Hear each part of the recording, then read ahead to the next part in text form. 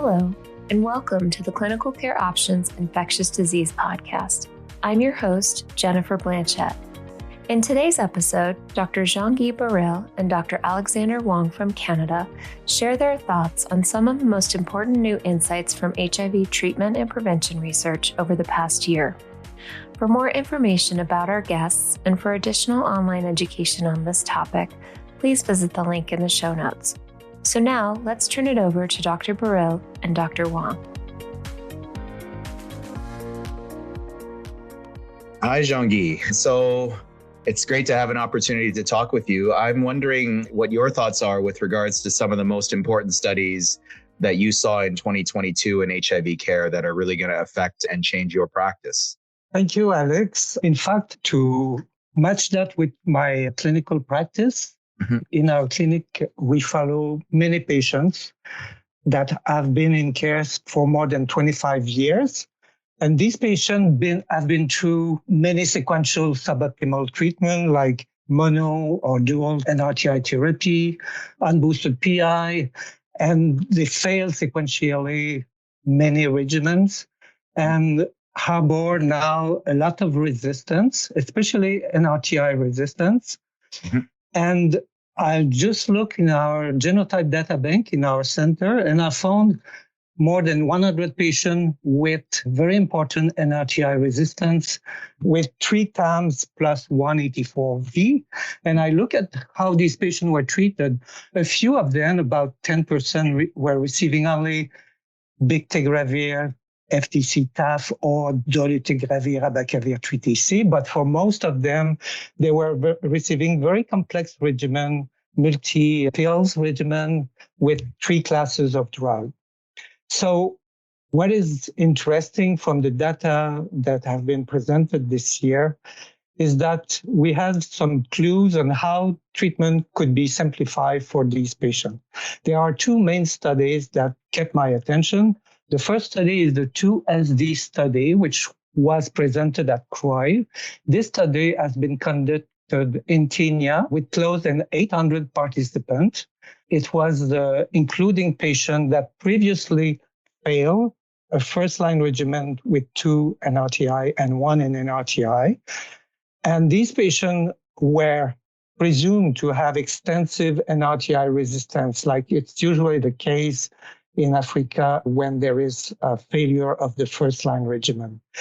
The first were suppressed with a PI regimen and undetectable, and then they were randomized to receive either dolutegravir plus 2 NRTI or maintain the boosted PI they were receiving. And at 48 weeks, dolutegravir plus 2 NRTI was non-inferior to the continued therapy, with around 90% of subjects having a viral load inferior to 50 copies in both arms. Virologic failure was 5% in each arm, and no participant developed emerging resistance to the third drug at failure. So it's often the case in our practice that we have patients that are suppressed, and we're not well informed of the resistance pattern that they might have due to their past failing regimen.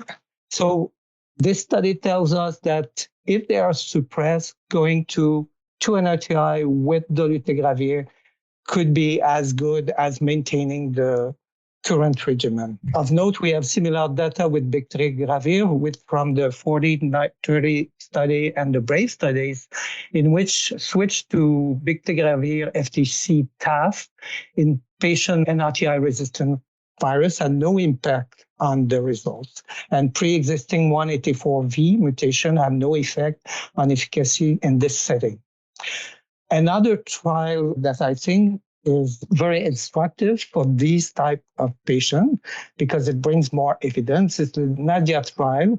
This is an important study conducted to validate the WHO guidelines for the treatment of second-line therapy after failing of TDF, 3TC plus an NRTI. So double randomization trial. The first randomization was they were randomized to receive either dolutegravir or ritonavir boosted darunavir. And the second randomization was to receive either tenofovir that they were currently failing or zidovudin with lamivudine.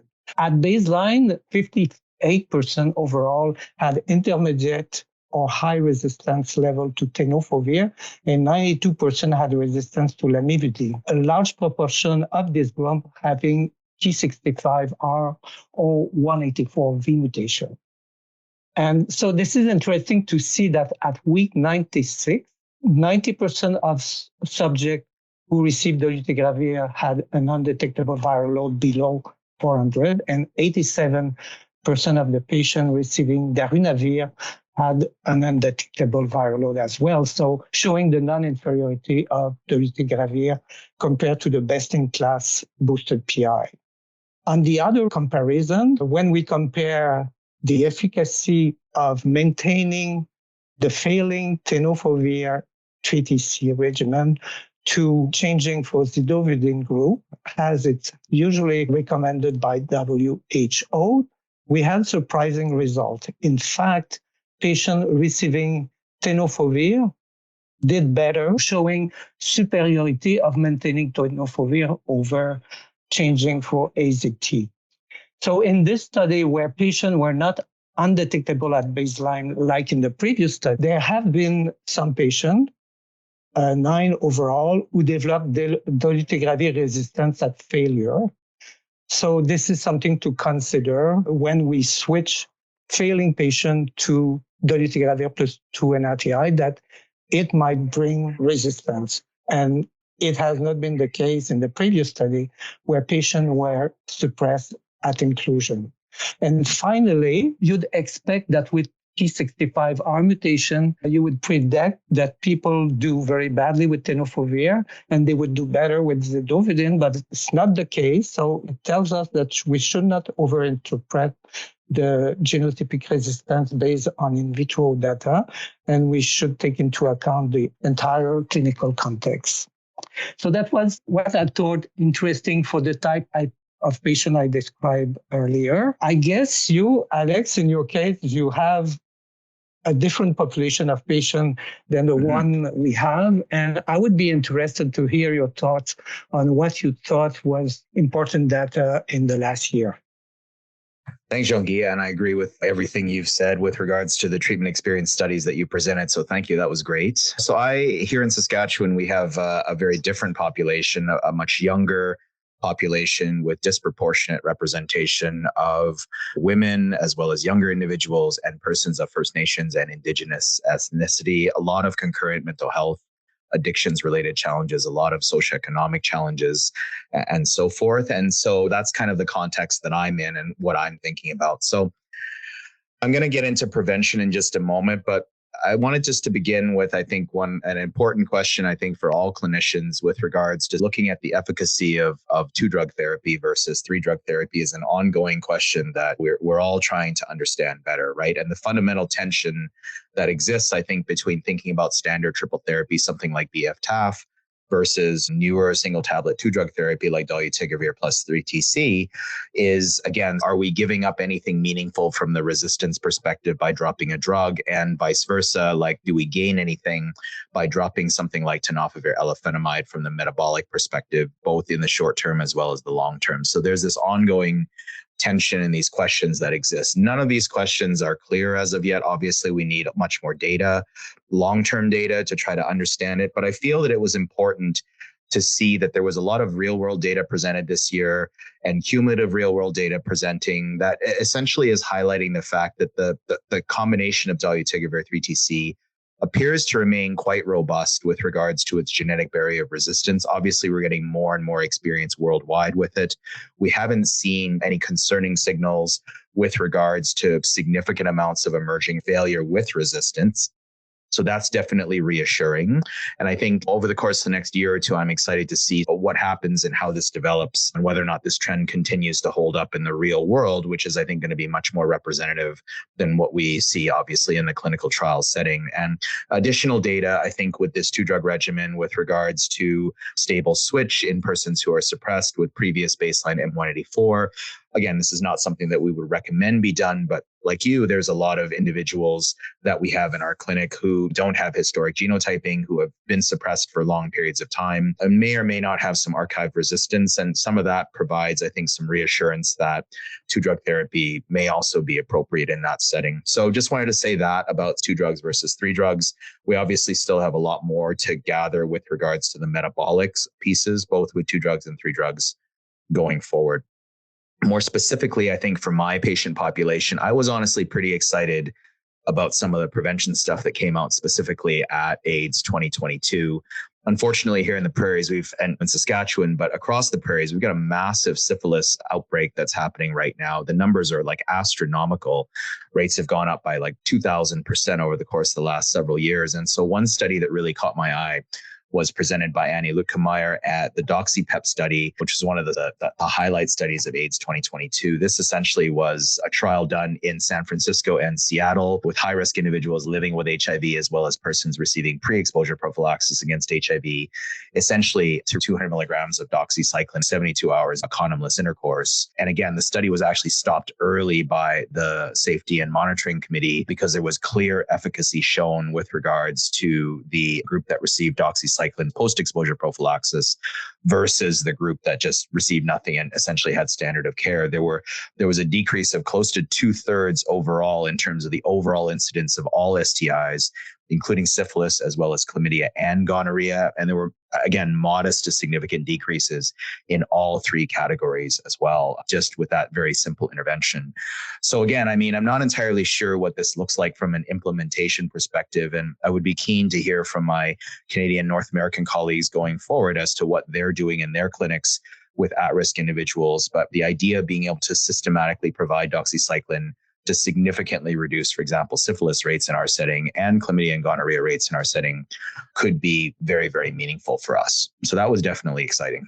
So also at AIDS 2022, I mean, really like right next to DoxyPEP were the 2 HPTN studies, 083 and 084, essentially comparing long-acting cabotegravir every 2 months to daily oral TDF-FTC. So both of these studies basically showed very positive results, both from an efficacy perspective as well as from a safety perspective in these various groups of individuals. The question with the transgender women was with regards to potential drug-drug interactions with the various hormone therapies and so forth. And there did not appear to be any concerning features or signals or interactions with long-acting cabotegravir in that setting. And then obviously 084 continued to show significant benefit versus oral tenofovir/FTC in sub-Saharan Africa in at-risk women. So, I mean, that data was very, very impressive. And it's exciting to see these types of prevention strategies. So the WHO was really talking about this being some new standard of care for HIV prevention worldwide. Again, thinking about the setting that we have here in Saskatchewan, there's so many individuals who are living and at huge risk of acquiring HIV. If we had the means to be able to look at systematically deploying every 2-month cabotegravir for a lot of these at-risk individuals, that would be extremely exciting. Some of the challenges here around reimbursement and so forth continue to remain in developed settings. I'm not entirely sure that hurdle is going to be something that we're going to be able to overcome in the short term, but it would be awesome if the companies figured out a way to potentially look at making some of these modalities available to us here in North America as well. So Jean-Guy, I just kind of went on a little bit. And what are you excited for in 2023?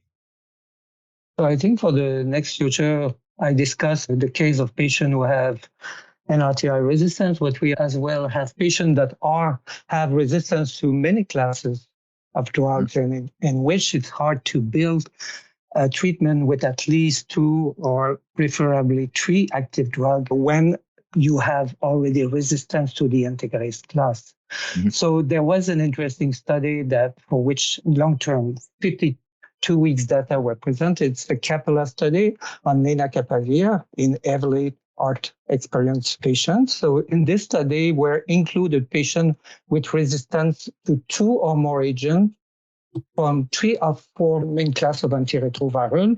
So in this study, there was 2 parts, a randomized part and a non-randomized part. And in the randomized part, which included 36 patients that were failing their regimen with this background resistance, they were randomized to receive oral lenacapavir for 2 weeks or placebo, and then switch to subcutaneous lenacapavir. And they presented the result at 52 weeks. So in the first 14 days, where lenacapavir was added alone to the failing regimen. We saw the potency of this drug, which brought decrease in the viral load by 2 log. So that's a potent medication. And we had the result at 52 weeks showing that if lenacapavir was given with 2 active drugs in the randomized cohort, efficacy was 94%. With 1 active drug, it was 79%. And with no active drug, it was 67%. So very potent regimen, but there is a pitfall, if I would say.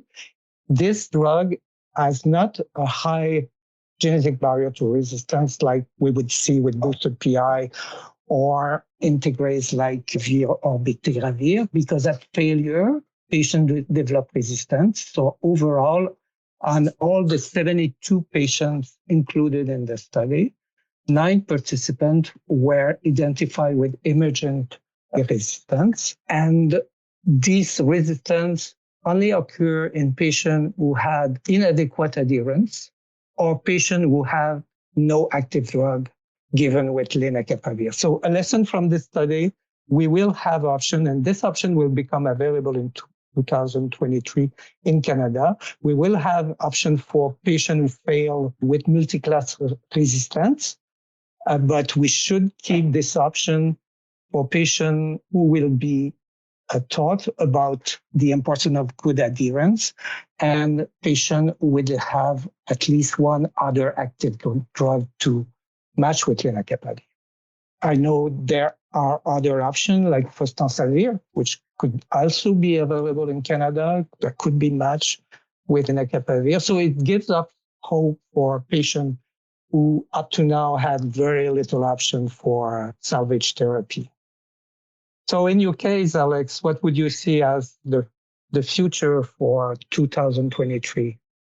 Yeah, I agree with you, Jean-Guy. It's going to be exciting to have lenacapavir available. It's going to be interesting to see how clinicians in Canada choose to use lenacapavir, whether or not there may be some off-label use with regards to individuals that may or may not meet the exact highly treatment experienced criteria that are on the label. So it's going to be interesting. I think for me, there's like this ongoing interest in trying to understand what 2-drug therapy is going to look like kind of moving forward, both with dolutegravir 3TC as well as long-acting injectables, so long-acting cabotegravir and rilpivirine. I mean, the rollout of long-acting injections in Canada, I think the rollout has been modest. And so the uptake certainly here in Western Canada has been, I would call, modest at best. I think in Eastern Canada, there's been greater enthusiasm and generally better uptake. So I'm hopeful that individuals are going to be able to get access to this across the country over the course of the next year. It's not for everybody, and it's not going to dramatically change practice. But for the few individuals, like we probably have about 5% of our patients now in our clinic who are receiving long-acting injections. And again, their experience overall and the intangible benefits that long-acting injections have really brought for a lot of these individuals has been really, really positive in ways that I couldn't, as a clinician, have even really imagined. So I'm optimistic that there's going to be ongoing and improved access, I think, for this type of modality across Canada, including in the Western provinces and British Columbia, hopefully in 2023. And there will be ongoing emerging real-world data with long-acting injections as well, because obviously we don't know how well it works in less than optimally adherent individuals and so forth. And so that real-world data, I think, in with this modality is going to be important. I think there's going to be a lot of clinical trials, hopefully, moving forward into 2023 and 2024, looking at long-acting injections and these non-oral modalities of treatment. I think that's going to be an exciting option for our patients too. Well, thank you, Alex. It was very nice to share our thoughts today. Always a pleasure, Jean-Guy, and it's great talking to you as always. Thank you, Dr. Baril and Dr. Wong, for sharing your insights with us. And thank you for listening. Look out for more episodes in this series at clinicaloptions.com/HIV.